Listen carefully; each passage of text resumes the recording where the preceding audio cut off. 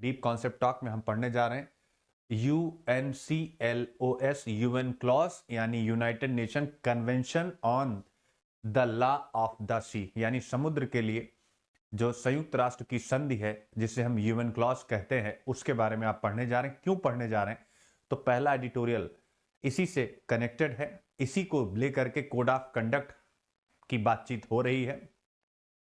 और code of conduct क्यों चर्चा में आ गया? क्योंकि भारत के डिफेंस मिनिस्टर कंबोडिया में आसियान के डिफेंस मिनिस्टर की मीटिंग में गए हैं और उन्होंने भी यही बात कही है कि यानी जो कोड ऑफ कंडक्ट है साउथ चाइना सी के लिए, उसका अनुपालन हो और उसके साथ साथ उस पर एक बेहतर सहमति बने। तो उन्होंने भी अपनी तरफ से साउथ चाइना सी पर एक टिप्पणी की है और उसी को लेकर के एडिटोरियल लिखा गया, जो हमारे लिए यानी इथिक्स के लिए आईआर से 10 गुना ज्यादा इंपॉर्टेंस इसकी इथिक्स के लिए। आईआर में ऑब्वियस है साउथ चाइना सी में भारत का क्या इंटरेस्ट है, यह विषय आएगा, लेकिन यह एडिटोरियल में डिस्कस किया नहीं गया है कि साउथ चाइना सी में भारत का क्या इंटरेस्ट है। ठीक है, इंटरेस्ट तो है ही भाई। इंटरेस्ट क्या है? यानी कि वहां पर जो रिसोर्सेज हैं, तो भारत जैसे वहां पर जो भी समुद्री रिसोर्सेज हैं, चाहे वो गैस हो चाहे तेल हो, सभी चीजों में भारत का इंटरेस्ट तो हमेशा रहेगा। ठीक है, तो वो एक अलग चीज है, लेकिन उन विषयों पर यहां कुछ भी डिस्कस किया नहीं गया, तो इसलिए इसको हम इथिक्स के रूप में ही लेंगे, ध्यान रखिएगा। और प्रीलिम्स के लिए लेंगे। यूएन क्लॉज के बारे में प्रीलिम्स में कभी भी आपसे पूछा जा सकता है। तो चलिए शुरू करते हैं यूएन क्लॉज के बारे में। प्रीलिम्स में समुद्र के कानून पर संयुक्त राष्ट्र सम्मेलन, जिसे हम यूएन क्लॉज कहते हैं मेरे प्यारे बच्चों, ये क्या है? इसे हम समुद्री कानून कहते हैं या समुद्री संधि कानून भी कहते हैं। सब बस सिंपल शब्दों में समुद्री कानून, या इसे हम समुद्री संधि कानून भी कहते हैं, तो कुछ भी आप इसका नाम दे सकते हैं। अब इसके बारे में आता है क्या ही एक इंटरनेशनल एग्रीमेंट, अंतरराष्ट्रीय समझौता है, जिसके द्वारा क्या किया जाता है मेरे प्यारे बच्चों, सभी प्रकार की समुद्री और समुद्री गतिविधियों को देखा जाता है कि भाई क्या अंतरराष्ट्रीय कानूनों के अनुसार जो सदस्य देश हैं यूएन क्लॉज के अंतर्गत, उन्होंने इसका मतलब वो सदस्य देश इसका अनुपालन कर रहे हैं कि नहीं कर रहे हैं। तो यह एक अंतरराष्ट्रीय समझौता है जो सभी समुद्री और समुद्री गतिविधियों के लिए कानूनी ढांचा स्थापित करता है, एक लीगल फ्रेमवर्क स्थापित करता है। यानी यूएन क्लॉज एक लीगल फ्रेमवर्क स्थापित करता है जिससे कि समुद्री जो क्षेत्र है उसमें बेहतर अंतरराष्ट्रीय कानूनों का पालन अनुपालन हो सके, ध्यान रखें। और यह 1994 में यह समझौता लागू होता है। यह एकमात्र ऐसा इंटरनेशनल कन्वेंशन है, अंतरराष्ट्रीय सम्मेलन है, जो विभिन्न समुद्री क्षेत्रों को एक अलग कानूनी स्थिति प्रदान करते हुए समुद्री स्थानों में राज्य के अधिकार क्षेत्र के लिए एक रूपरेखा निर्धारित करता है। क्या है? यह एकमात्र अंतरराष्ट्रीय सम्मेलन है जो विभिन्न समुद्री क्षेत्रों यानी जितने भी संपूर्ण विश्व में समुद्री क्षेत्र हैं को एक अलग कानूनी स्थिति प्रदान करता है, यानी उसको एक अलग कानूनी आधार प्रदान करके समुद्री क्षेत्र में एक अंतरराष्ट्रीय कानून की उपस्थिति को समर्थ बनाता है। आप ऐसा याद रख सकते हैं। अब आता है यह समुद्री क्षेत्रों को 5 भागों में, 5 जोन में, 5 क्षेत्र में बांटता है। समुद्री क्षेत्रों को 5 मुख्य क्षेत्रों में बांटता है। पहला हम बोलेंगे हिंदी में आंतरिक जल, इंग्लिश में इंटरनेशनल वाटर। इसके बाद दूसरा होगा प्रादेशिक समुद्र, इंग्लिश में बोलेंगे टेरिटोरियल सी।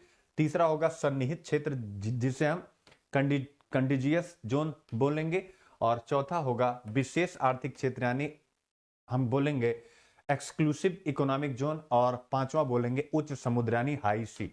तो प्रीलिम्स में आपसे इन पांचों जोन के बारे में पूछा जा सकता है, तो आप उसके लिए तैयार रहेंगे। इन पांचों जोन्स के बारे में आपसे प्रीलिम्स में क्वेश्चन पूछा जा सकता है बच्चों, ध्यान रखेगा।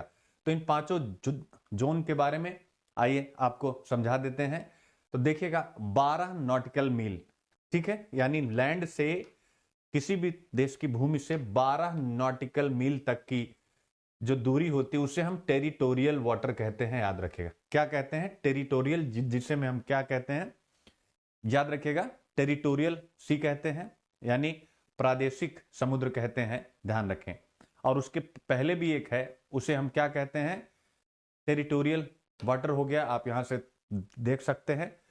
और इसके अलावा जो इंपॉर्टेंट है दूसरा सन्निहित क्षेत्र यानी कंटिजियस क्षेत्र जो होता है वो 12 नॉटिकल मील से 14 नॉटिकल मील तक होता है। कंटिजियस जोन इसको बोलते हैं, इसको भी याद रख लीजिएगा, ठीक है ना।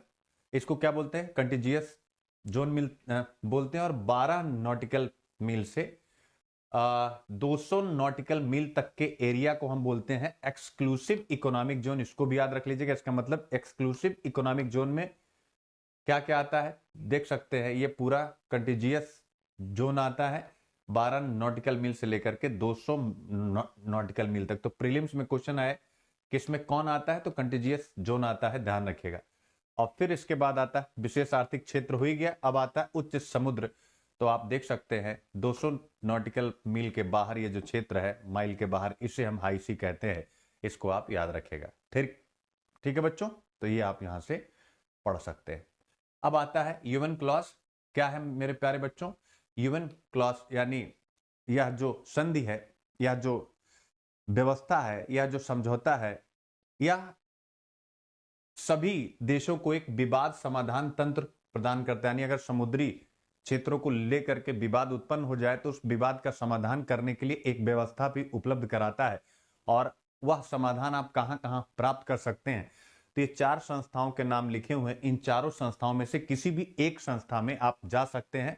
अगर कोई भी विवाद हो जाए तो जो भी सदस्य राज्य हैं, ठीक है ना, जो भी सदस्य राज्य हैं जिन्होंने इस यूएन क्लॉज का समर्थन किया है, वो सभी सदस्य राज्य कहां कहां जा सकते हैं? ईदर, याद रखेगा, ईदर यानी कहीं पर भी।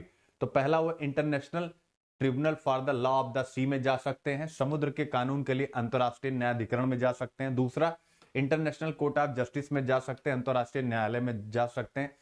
तीसरा आर्बिट्रल ट्रिब्यूनल में जा सकते हैं, याद रखेगा।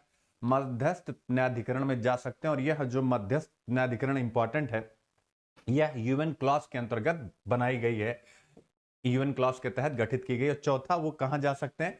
विशेष मध्यस्थ न्यायाधिकरण, ये भी यूएन क्लॉज के अंतर्गत ही गठित की गई है। स्पेशल आर्बिट्रल ट्रिब्यूनल के अंतर्गत जा सकते हैं, यह भी यूएन क्लॉज के अंतर्गत कॉन्स्टिट्यूट हुई है। आप इसको अच्छे से देख सकते हैं। तो ये हो गया आपका यूएन क्लॉज। आई होप आप इसको बहुत अच्छे से समझ चुके हैं। ठीक है, तो यूएन क्लॉज क्या है, एक बार सरसरी निगाह से रिवीजन करा देता हूं, जो बच्चे बाद में कनेक्ट होंगे। इसका फुल फॉर्म होता है United Nation Convention on the Law of the Sea. यानी नाम से स्पष्ट है, जो ये समुद्र है, ठीक है ना, इनके संदर्भ में यह कानून बनाता है कि विभिन्न समुद्री क्षेत्रों में सभी देश जो भी समुद्री संसाधन है या समुद्री क्षेत्र हैं, उनमें बेहतर ढंग से अंतर्राष्ट्रीय कानूनों के अनुसार अपनी स्थिति को आगे बढ़ा सकें, कोई किसी के क्षेत्र पर दावा ना कर सके। तो इसीलिए यह बनाया गया है, याद रखेगा। इसे हम समुद्री कानून कहते हैं, समुद्री संधि का कानून भी कहते हैं। अंतर्राष्ट्रीय समझौता है ये, और 1994 में ये लागू हुआ है, याद रखेगा। और यह समुद्री क्षेत्रों को 5 मुख्य क्षेत्रों में विभाजित करता है। इंटरनल वाटर कौन सा होता है? आंतरिक जल का मतलब होता है जो बिल्कुल लैंड के आसपास का जल होता है, यानी किसी भी देश के जो भूमि सीमा के पास का जल, उसे हम बोलते हैं इंटरनल वाटर। फिर उसके बाद टेरिटोरियल वाटर 12 नॉटिकल मील तक। फिर कंटिजियस जोन यानी 12 से 24 नॉटिकल मील तक आप देख सकते हैं। और उसके बाद आता है एक्सक्लूसिव इकोनॉमिक जोन, जो यानी 12 नॉटिकल मील से 200 नॉटिकल मील तक होता है। इसको हम बोलते हैं एक्सक्लूसिव इकोनॉमिक जोन, विशेष आर्थिक क्षेत्र। और उसके बाद का एरिया होता है, यानी इसको हम बोलते हैं, इसके बाद का एरिया, इसे हाई सी बोलते हैं। आप समझ गए होंगे। अब यूएन क्लॉज एक व्यवस्था भी प्रदान करता है कि अगर समुद्री क्षेत्र को लेकर के सदस्य देशों में, एक या दो में, कुछ देशों में अगर आपस में विवाद हो जाए तो उसका वो समाधान एक विशेष व्यवस्था के तहत ढूंढ सकते हैं, और इन 4 संस्थाओं में से किसी एक में वो अपील कर सकते हैं। तो ये हुआ यूएन क्लॉज के बारे में। इसका मतलब यूएन क्लॉज समुद्री सुरक्षा के मामले में एक बेहतर संधि है, जिसका अनुपालन सभी देशों को करना चाहिए। अब अगर इसका अनुपालन नहीं होता है तो यह क्या हो जाएगा, यानी जीएस पेपर 4 में जाकर के इंटरलिंक करेगा। यूनिट है, यूनिट नंबर 6, सिलेबस है एथिक्स इंटीग्रिटी एप्टीट्यूड में, अंतरराष्ट्रीय संबंधों एवं फंडिंग में नैतिक व्यवस्था। तो यहां कुछ नहीं बताऊंगा, टॉपिक स्टार्ट करूंगा। पहला टॉपिक इसी से कनेक्टेड है, वहां पर आपको दिखेगा कि क्या मजा आने वाला है। यानी चीन जो अपने दावे करेगा, और उस दावे के आलोक में हम पढ़ेंगे इंटरनेशनल एथिक्स। और आए हुए क्वेश्चन, 2 क्वेश्चन लगाए गए हैं, 2020 का, 2015 का। आपको 100% यहां से एग्जाम्पल मिलने वाला है यूपीएससी मेंस में।